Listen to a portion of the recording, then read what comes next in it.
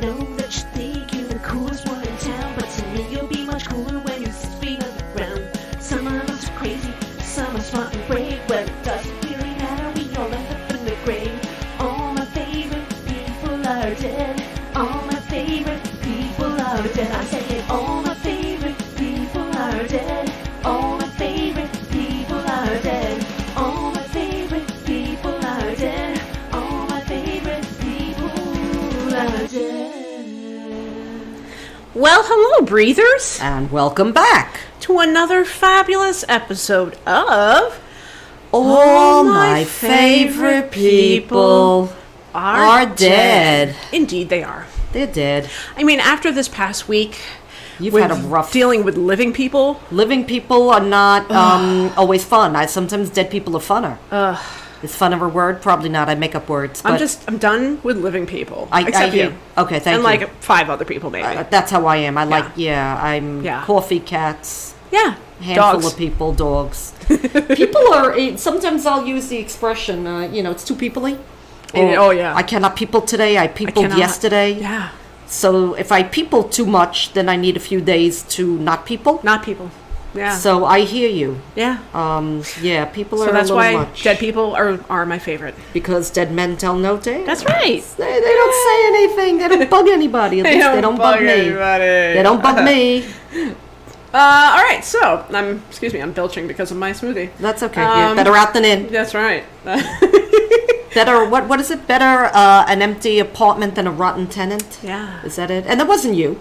That was Right. just your smoothie from down below. That's right. Popping up to say, hello.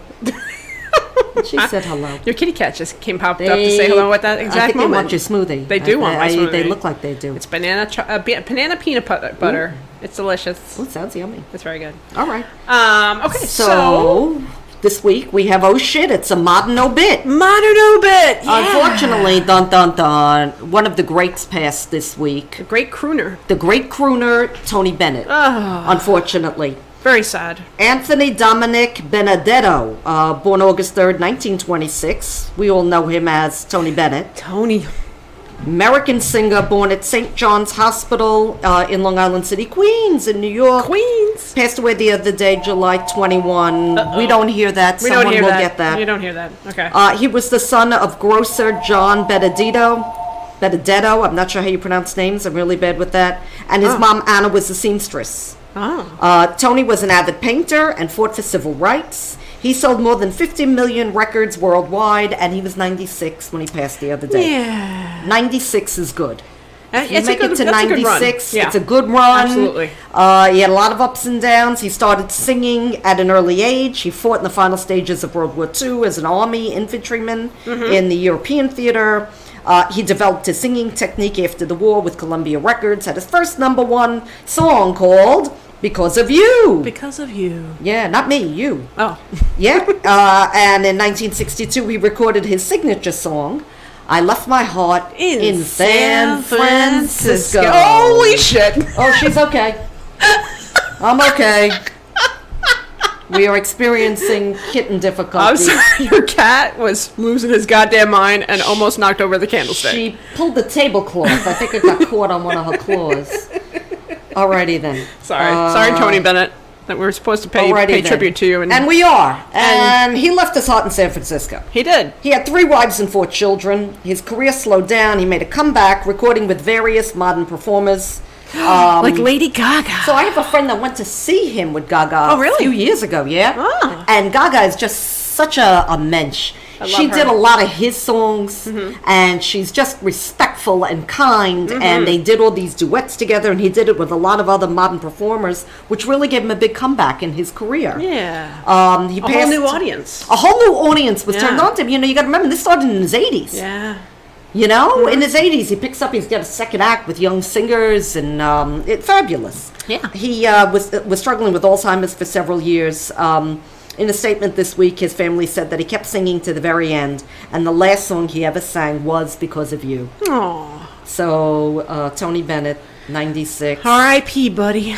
You know, yeah, we'll do, this is just a tidbit.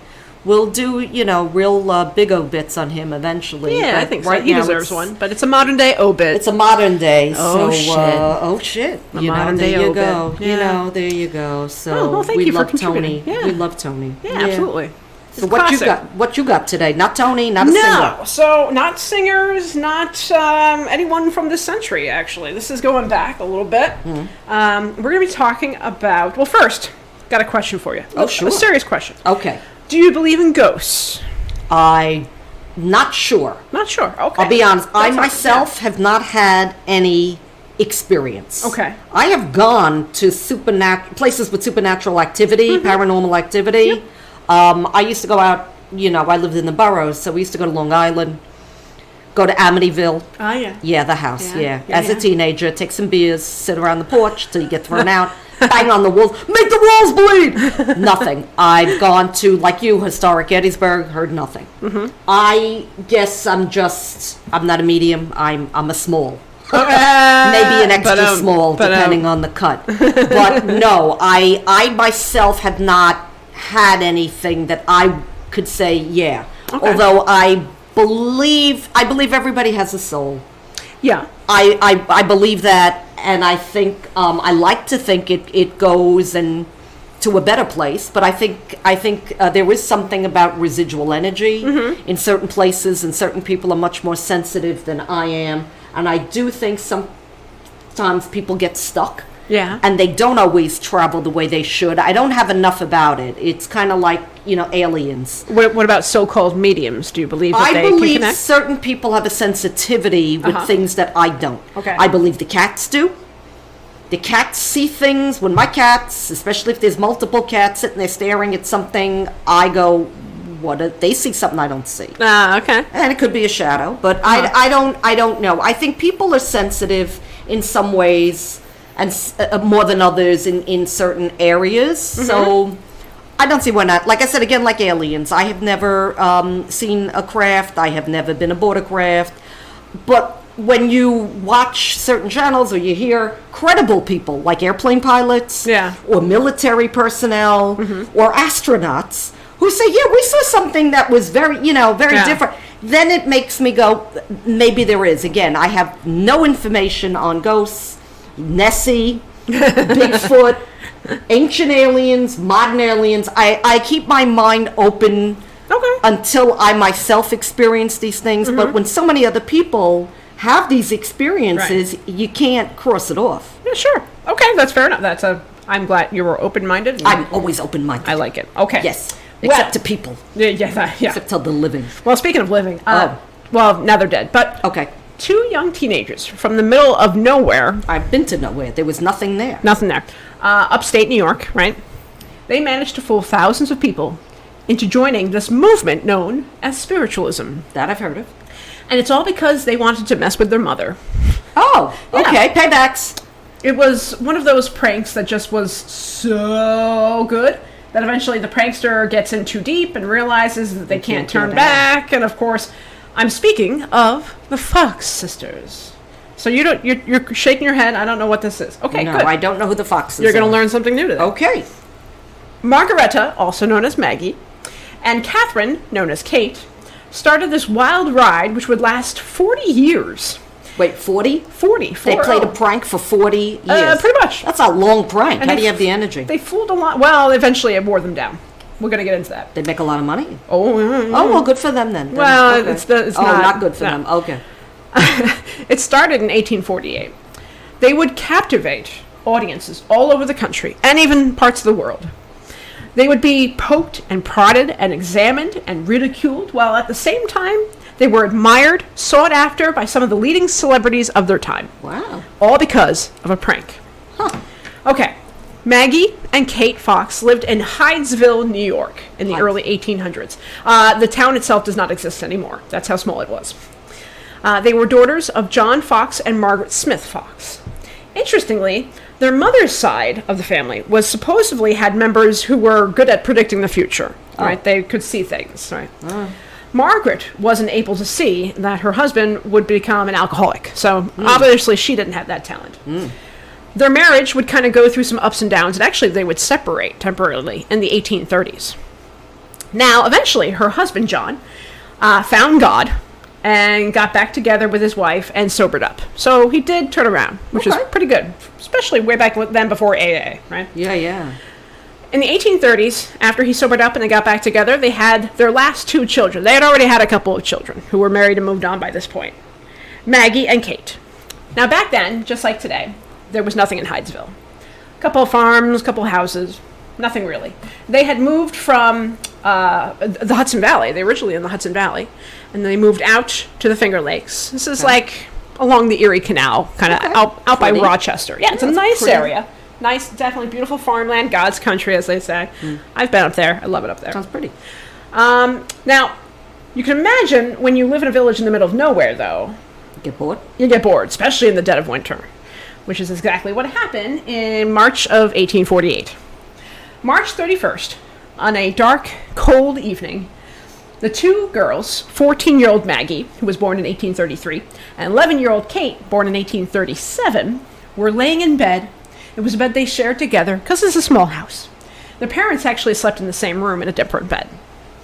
They were waiting for their house to be built. They were renting this house. Okay. And then it was in the middle of winter, so their house wasn't quite built yet. Now, suddenly, rapping and tapping noise could be heard, which woke their mother. The noise seemed to continue and even seemed to mimic patterns.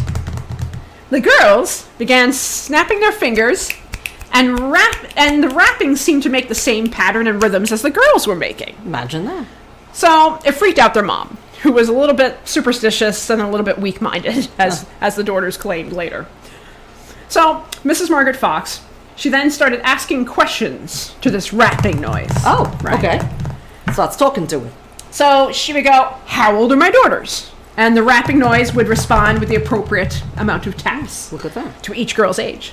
And then she asked this disembodied sound, "Are you human?" And it responded, "No." Oh, it answered her.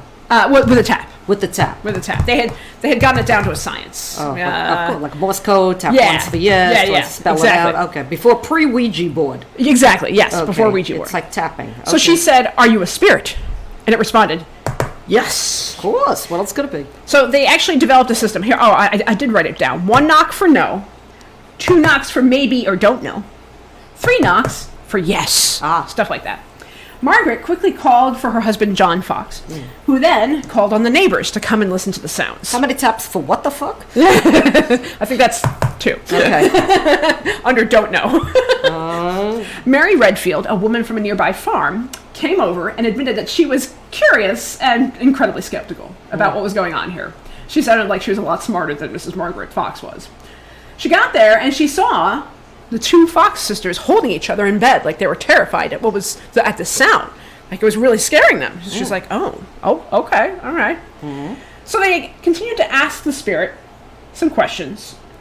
Soon the house was full of curious locals asking questions of the spirit.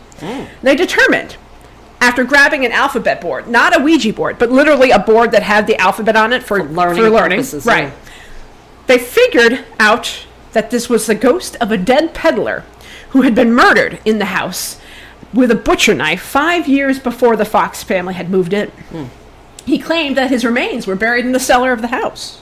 Men from the village immediately ran downstairs to the cellar and began digging holes, but they were quickly filling up with water. Like they had hit an underground stream, essentially. So they're like, nah, nobody's buried here.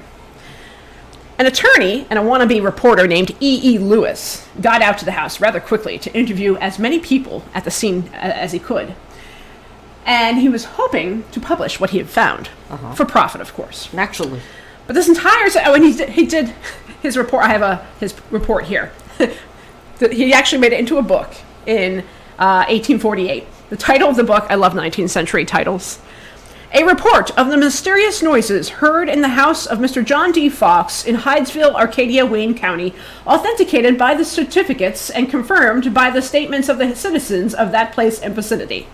That's the title. That's the title. I love 19th. It's the title and the book. Yeah. I love 19th century titles. They really hold up. When a title is like 3 pages long. Yeah. It's like you don't need a synopsis at the back of the book. The front tells you what it is. Get paid by the letter, like Dickens. Yeah.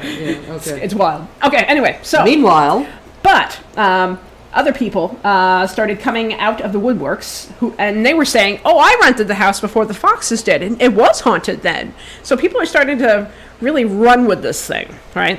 That they had heard knocks and they had seen a man in the doorway, and yeah. Could have used that information before you let us move in. Right, yeah. That would have been nice.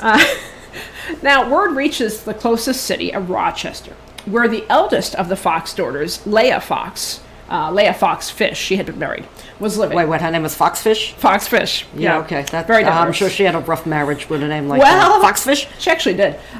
She had married a young man and had children of her own, but her husband, Mr. Fish, just up and left one day and went out west. And that was that? That was that. So she had to take care of herself and her kids, which is messed up now, but really messed up in the 1830s. Like, I'm not going to do this anymore. Bye, honey. Yeah. You can keep the fox and the fish. Yeah, exactly. Okay.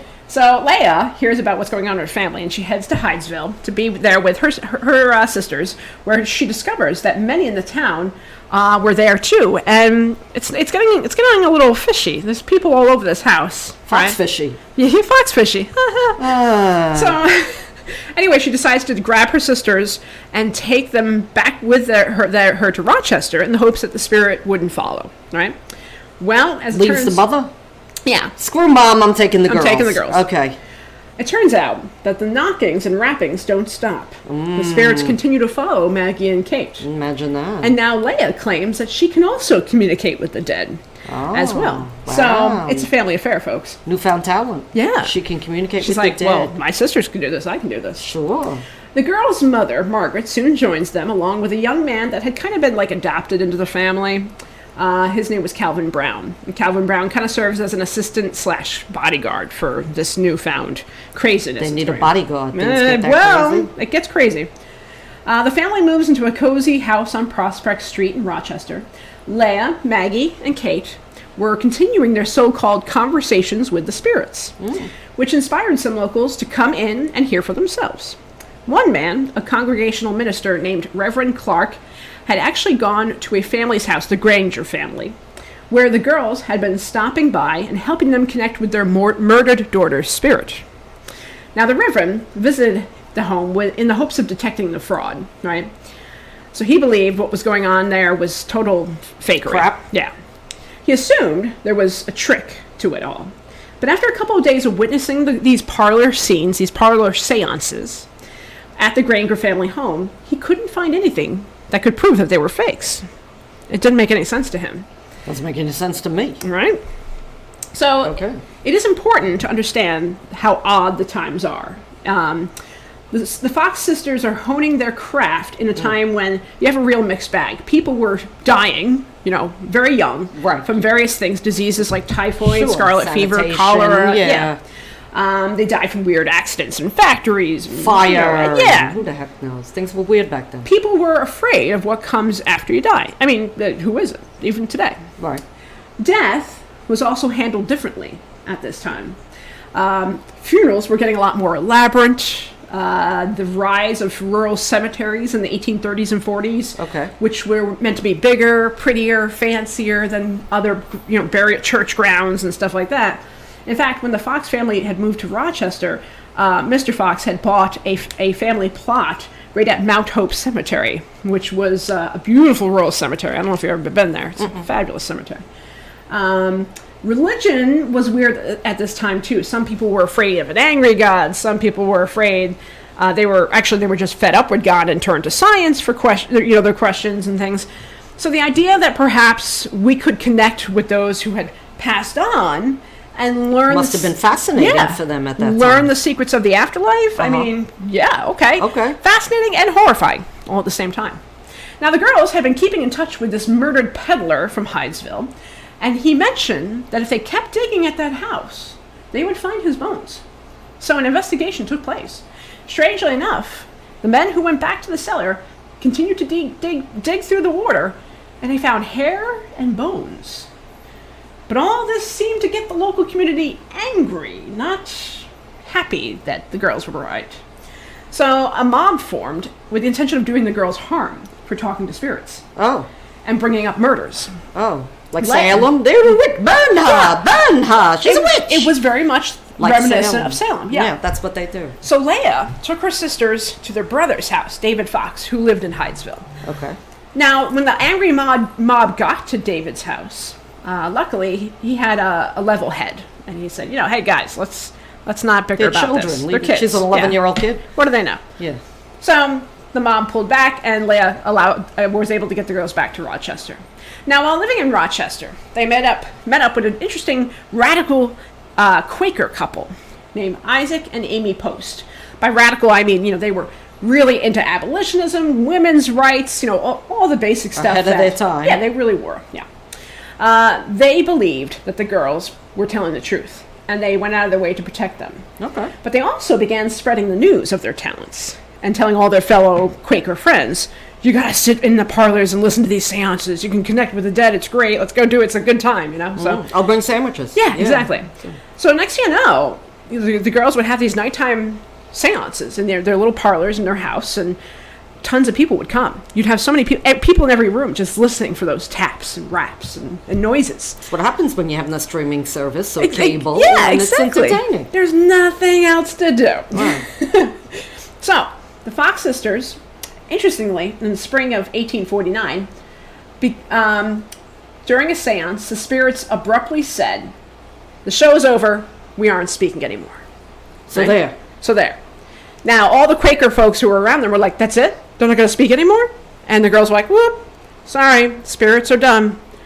So everybody was really sad. Like, super sad. Like, what do you mean we can't talk to our loved ones anymore? That they're not going to talk? It's like, "I'm sorry, I don't know what to do. They don't want to talk anymore. We're done." So for a while, there were no rapping sounds. And all the people were very sad.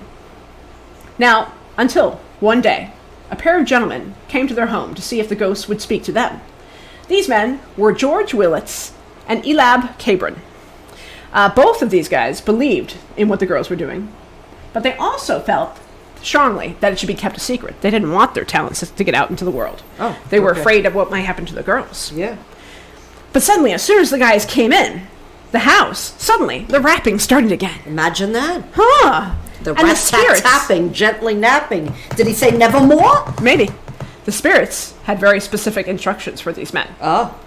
So they said, "Rent the newly built theater, the Corinthian Theater. Pay for some advertising in the papers, and help the girls put on a lecture of spiritual communication."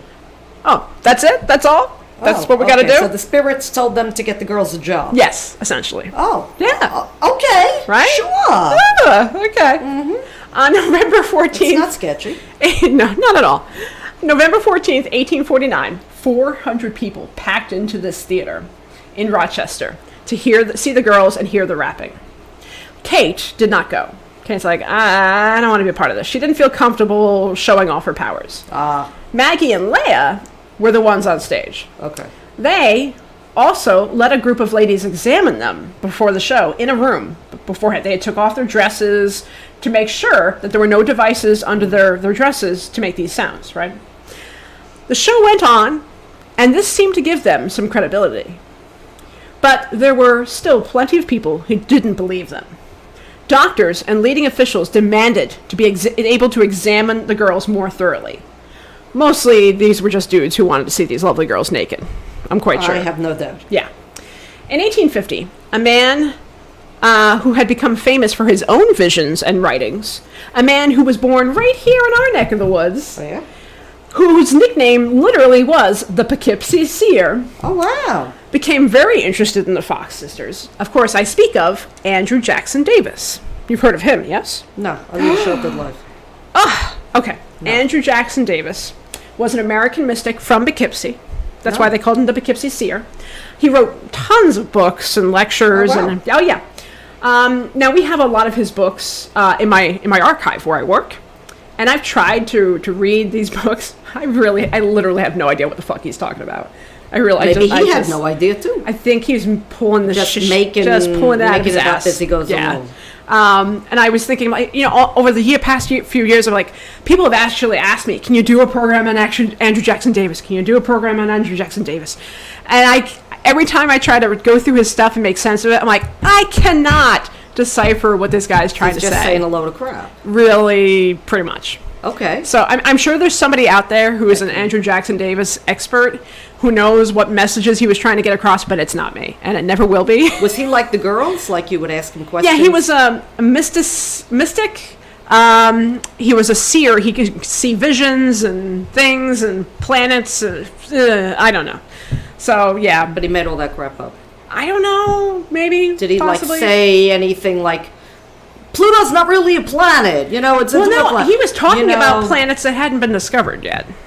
Anything we know? I think so. So he might not have been full of crap. Maybe we just don't get him. I don't know. I don't get him. I tried. Maybe I don't know. Maybe I need to be stoned while reading his work to really Try fully. read Nostradamus with the quatrains. And No, all. I'm like, what the? no. I can't figure that out either. No, I don't know. Hister. I'm like, well, okay, I have close. I don't know. I don't know. So anyway, long story short, I had an aunt like that, you know. Oh, I had really? this aunt. She was a big seer, and she really could predict the future. really? And then she booked passage on the Titanic. Oh, you're pulling my leg. See, I'm gullible. I would be this 19th century person to be like, these girls with this shit. Because I don't know. Anyway. Yeah. Once again, I hate everybody, and I'm like, no, put them in bed. Send them to bed. So Andrew Jackson Davis invited the girls to come to New York. Prove it. What was my grandmother's maiden name? You know, I would have to be like that. No, no, I get that. I understand. Anyway. Anyway, Andrew Jackson Davis invited the girls to come to New York City to showcase their talents to him. Okay, now moving on up. He liked them, and he's like, you should really stay here in the city. Okay. So they settled into the Barnum Hotel in New York City. Okay. Now, joined by their youngest sister, finally, Kate, who had said, she was said to be the best of the three mediums, like the most talented, supposedly. They began hosting regular seances in the hotel's parlor throughout the day, one at 10 a.m., one at 5 p.m., and one at 8 p.m. Past their bedtime. Way past their bedtime. And the fee was $1 per session. Now, the famed editor and writer, Horace Greeley, began writing very positive reviews of the girls' work, which added to their credibility. And other well-known authors of the day, William Cohen Bryant and James Fenimore Cooper. That guy I heard of. Yeah. They also attended these sessions and also spoke very highly of the girls and their talents. They were full believers, right? Soon enough, Maggie and Kate went on a tour of all the major cities across the nation, while Leah remained in New York City holding private seances in her parlor setting. Meanwhile, word of this movement had spread overseas to Europe, and this sparked a whole bunch of other so-called mediums who could connect with the dead. Sure they could. Most of it is just bullshit. People preying on gullible, desperate mourners who want, just a little bit more time with their deceased relatives. That's right. In the early 1850s, the critics of the sisters were relentless. A mesmerist and phrenologist named Stanley Grimes, based on his area of expertise, he's also a bullshitter, right? Phrenology, mesmerism, bullshit. So, hence the phrase, don't bullshit a bullshitter. Yeah, you can't, right. Right. So, he's calling out the girls as total frauds. He's actually... Because it takes one to know one. Exactly. Exactly. Yeah. He seemed to be the one that started the idea that it was Leah, their oldest sister, who was controlling all of this and just making them do this for money, which turns out to be true. Also, another guy named Chauncey Burr, who's also has the same interests as Grimes, the phonology, all that bullshit. He claimed that the girls were simply cracking their toes and other joints to produce the rapping noises. They did it pretty loudly, I guess. Various doctors... That's a lot of cracking. That's a lot of cracking, you know. Various doctors continued to put the girls under rigorous examinations, putting their bodies in weird positions and holding their limbs to see if the noises could be heard. It was a lot of drama. Every town they went to, they were forced to be examined by people who were curious to see how they were making these noises. So, for the money they were making, they were being put through a lot. Yeah, it was a lot. Examine and poke the breath. That's not fun. No, not fun. In 1852, the girls found themselves financially secure. Maggie was 19 and enjoying the spotlight, mingling with everybody. Kate was 15 and would have stayed out of the spotlight. She actually longed for a simple, secured life, a life of marriage, which was something that both of them should have been working towards based on the standards of their women at the time. 19 years looking to get married. Yeah. But they had friends in high places, and they could afford luxuries like fancy dresses and jewelry And they were given things like the finest wines and champagnes from France. They had devoted followers. I always give 15-year-olds wine and champagne. In the 19th century, you do. Yeah, okay. This actually becomes a major problem for them. All this alcohol coming in. I would imagine it's a problem, especially for 15. And your father had problems with alcoholism? Ah, I forgot about that. Yeah. Yeah, why would you give kids alcohol? Okay, what do I know? All right. In October of 1852, Maggie was performing a seance in Philadelphia, where she met an explorer named Elijah Kane. And even though he believed she was a total fraud, he fell in love with her charms. They flirted and carried on a weird relationship throughout the 1850s. Then, Kane went on a trip to the Arctic Ocean. He really was a major explorer. And when he came back, they had a little wedding ceremony. It wasn't anything official, right? Well, that's nice. So this was 1856. Elijah Kane then died the next year, 1857. Oh. This was, I mean, the marriage was terribly brief. Their courtship lasted several years. Oh. But during that time, he had asked her to stop the whole medium shtick. Like, he's like, enough. Give it up. Yeah. Enough. This is stupid. You know it's fake. I know it's fake. Just stop, right? She loved him so much that she's like, okay. So she stopped doing the medium thing. She started focusing on schooling. She even converted to Roman Catholicism, because that was his religion. So right after his death, she was devastated. I can imagine. Like, she had just changed her whole life around for him. Oh. And he died so quickly that she was kind of felt...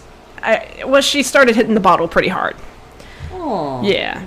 And she fell to the point where she got into really hard times and was living in a quiet apartment in New York City, and she stopped doing seances altogether. Meanwhile, Leah married a wealthy businessman in 1858 named Daniel Underhill. So she decided, I don't need to do seances for money anymore because now I'm wealthy. So she stopped doing seances. By the time of the end of the Civil War, both their parents, John Fox and Margaret, were dead. Maggie and Kate were both becoming alcoholics and losing all of their money. Oh. Things weren't looking good. Oh, what a terrible story. Mm-hmm. But, strangely, there were still wealthy people who supported Kate, who was still doing seances. Okay. So, some wealthy folks decided to pay to send her on a trip to England. Just like that. Just like that. So she can go over there and do more seances over there and kind of spread the spiritual movement over to England and Europe. Sure. So she goes over, she actually sobers up, she gets over there, she's doing her thing, and that's where she falls in love with a barrister, an English barrister, and a fellow spiritualist named Henry D. Jenkin. And in 1872, they get married. Okay. She was 35 years old at this point, which is kind of old for that time period. Yeah. Marriage seemed to be good for Kate. She stopped drinking. Okay. She was happy. And they had 2 children, Ferdinand and Henry. Life seemed to be going quite well for at least a decade. Okay. Maggie tried to hold back on the drinking and start doing seances again, but it really wasn't working out because she had told her husband I wouldn't do it. She had changed, her ideas to Catholicism, so it was very much an abomination, really. Wow. To I imagine. Okay. So, sadly, in 1881, Kate's husband suffered a stroke and died 3 days later. Oh, wow. Leaving Kate to take care of her 2 sons. And the pressure to perform more seances to make money for her kids became too much, and she began drinking again. Right. In May of 1888, Kate was arrested in New York City for drunkenness and placed in jail with a $300 bail. Oh, wow. That's a lot of money in 1888. Sure. Her sister, Leah, had her children taken away from her because she felt that she was incapable of taking care of them. Oh, okay. So she took the kids. She took the kids. That really made Kate very upset, and they had a big battle. Maggie blew up on everything. Maggie's like, I'm sick and tired of all this shit. This is ridiculous, right? So Maggie sent a letter to the New York Herald in 1888 that said, the title of the letter was The Curse of Spiritualism, in which she wrote, quote, no matter what form spiritualism presents itself, it is and always will be a curse and a trap to all who engage in it.